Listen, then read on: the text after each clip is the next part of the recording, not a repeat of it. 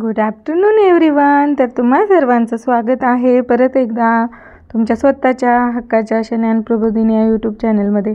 तर मैत्रिणींनो, माझ्या ज्या काही आशा स्वयंसेविका मैत्रिणी आहेत किंवा अंगणवाडी ताई वगैरे आहेत, तर त्यांनी माता बैठक कशा प्रकारे घ्यावी किंवा या मार्च 2025मधील जी काही माता बैठक एक आहे तर त्याचं प्रोसिडिंग वगैरे कशा प्रकारे लिहावं, त्यासाठी कुठला विषय निवडावा, याबद्दल जर त्या एखादा व्हिडिओ सर्च करत असतील तर त्यांच्यासाठी हा व्हिडिओ अतिशय उपयुक्त आहे.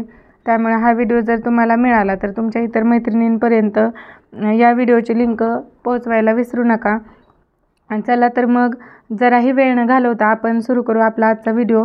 तर बघा, व्हिडिओ हा या मार्च 2025मध्ये माता बैठक कशा प्रकारे घ्यायची किंवा कुठला विषय निवडायचा, त्याचं प्रोसिडिंग काय आहे तर यावरती आहे. तर बघा, माता बैठक 1 मार्च 2025. तर विषय बघा, नेहमीप्रमाणे आपण इथं विषय लिहून घेणार आहोत. नवजात बालकाला उबदार कसं ठेवावं, तर हा विषय मी या मार्च महिन्यातील माता बैठकीसाठी निवडलेला आहे.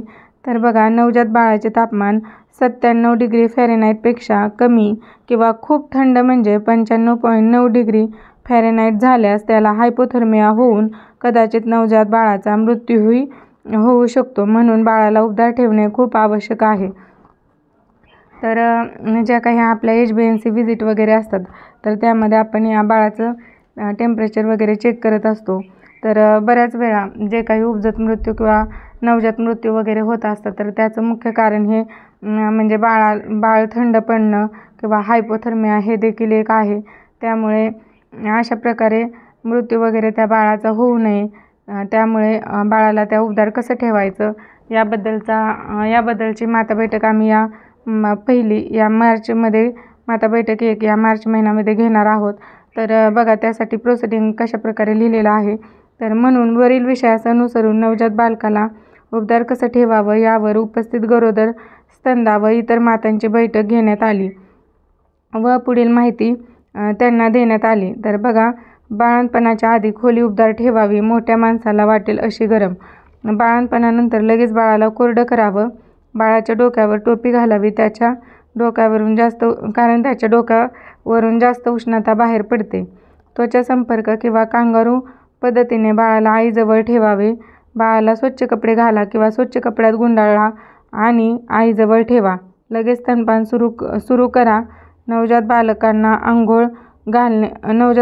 आंघोळ घाला.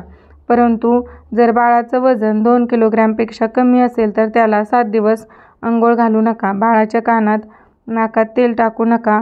वातावरण उष्ण असेल तर त्याला जाड कपडे घालण्याची व गुंडाळण्याची गरज नाही. अशा प्रकारची माहिती सांगून बैठक संपवण्यात आली. व शेवटी नेहमीप्रमाणे ज्या काही उपस्थित आपण स्तनदा, गरोदर किंवा इतर माता असतील तर त्यांना बोलवलं असेल तर त्यांची नावे आणि त्यांच्या स्वाक्षऱ्या इथं लिहून घ्यायच्या आहेत.